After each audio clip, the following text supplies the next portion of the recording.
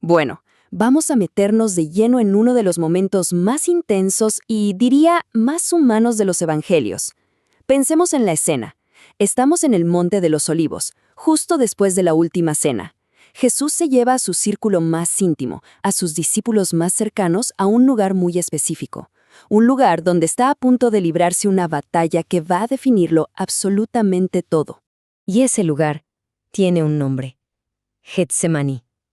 Y como vamos a ver, el nombre en sí mismo ya es una pista, una clave para entender la presión tan aplastante de este momento. Prensa de aceite. Imaginen eso por un segundo. El nombre mismo nos trae la imagen de algo siendo estrujado, exprimido hasta la última gota para poder sacar su esencia. Es que no hay un símbolo más perfecto para la tremenda presión, tanto espiritual como psicológica, que Jesús está a punto de enfrentar. Y aquí es donde entramos al corazón del asunto. Porque lo que pasa en Getsemaní no es simplemente miedo a morir. No, es algo mucho más profundo.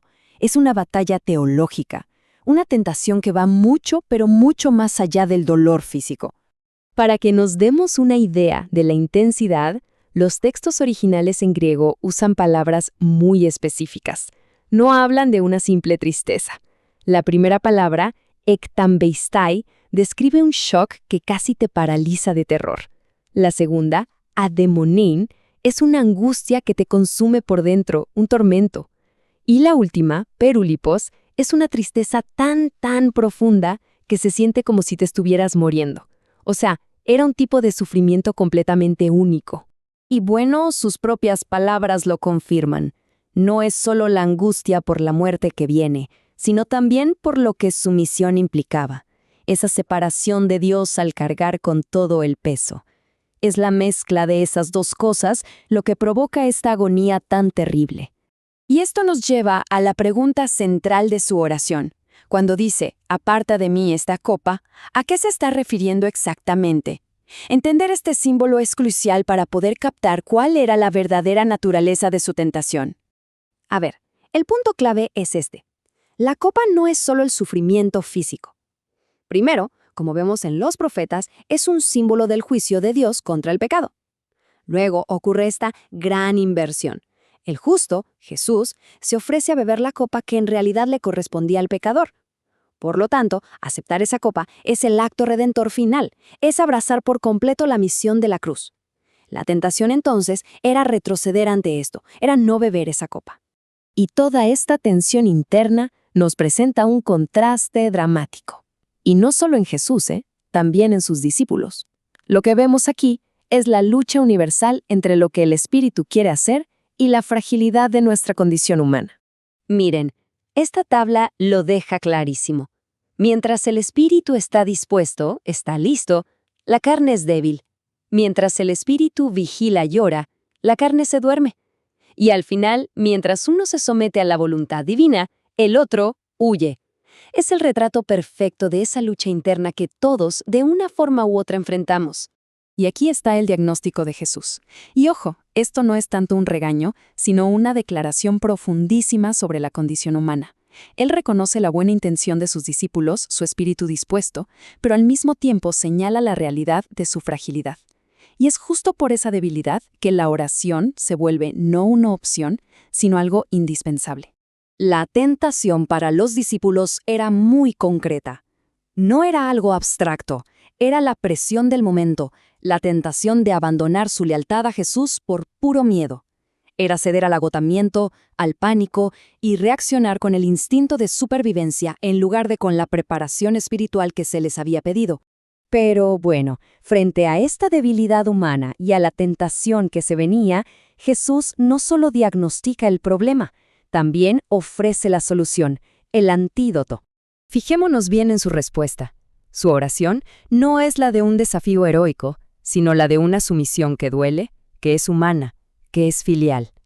Reconoce su propia voluntad que lógicamente le huye al sufrimiento, pero la somete libremente a la misión divina. Es el modelo perfecto de cómo enfrentar la prueba. Y la instrucción para los discípulos no pudo ser más directa. Vigilen y oren.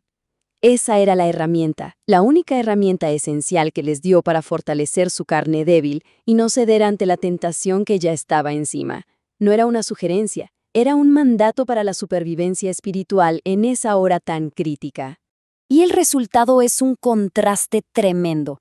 Mientras Jesús ora y se somete, los discípulos se duermen. Fracasan en usar la única herramienta que se les dio. Y su fracaso en orar los lleva directamente a su fracaso en la hora de la verdad.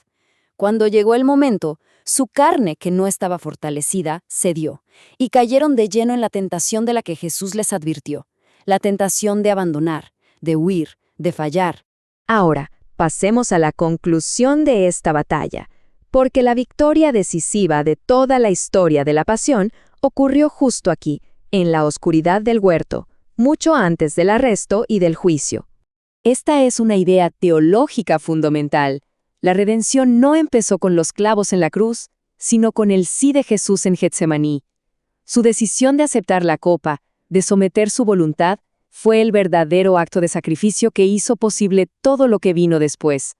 La cruz fue la consecuencia visible de una victoria que ya se había ganado en lo invisible.